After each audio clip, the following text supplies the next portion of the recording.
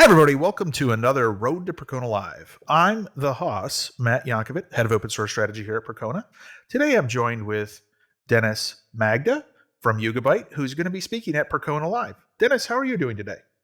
Hey, Matt. I'm all right. Thanks for having me on Great, this. great.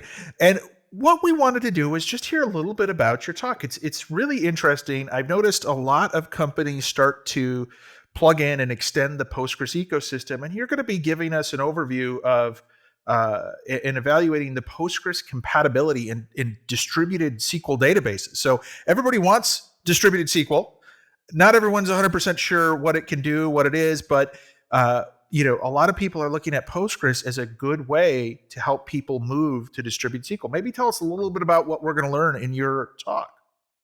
Yeah, generally, what's happening right now in the world of relational, and OLTP databases, we see that Postgres popularity is growing rapidly. More and more companies kind of start using Postgres, and it's inevitable that many of the companies need to have much more scalable and much more resilient Postgres-based solution. That's why we have so many, let's say, distributed databases right now. We have Google Spanner, we have CockroachDB, we have, let's say, Amazon Aurora, we have other cloud service offerings, we have Yugabyte, the company I work for. And generally, like for those Postgres folks who have been using Postgres, let's say, for ages, it matters really a lot.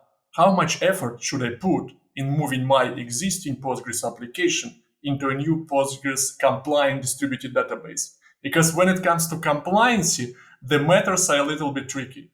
Different distributed databases took different approach in how they support that compliance level. And that's actually what I'm going to talk about during my session at Percona Live next month. We are going to pick several most known Postgres compliant databases: Google Spanner, Yugabyte, CockroachDB, and Amazon Aurora, and we are going to use them to review like what are the different compliance level, what actually you are getting, and what should you do as a developer if you're, let's say, switching from vanilla Postgres to any of those databases.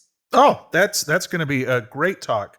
I think that with so much effort looking on scalability, looking on how to get more out of your systems, a lot of people will get some pretty good details on what they can expect from each one of those engines, and hopefully they'll come out with a pretty good understanding of changes they might need to make. So really looking forward to that.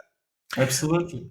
Yeah. So if you are in Austin and are interested in coming to Percona Live, we will also be recording sessions in case you can't make it.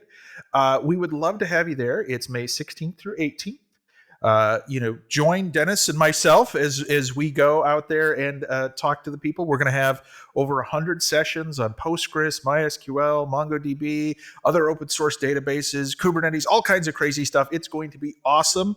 I hope you'll come and join us. Denis, thanks for stopping by today and giving us a quick preview of your talk. Thanks. Sure. Hope to see you guys at that great conference. That's going to be one of the first my in-person conferences, and I'm happy that will be the Percona one, where we can meet with database experts and application developers. See you. Awesome.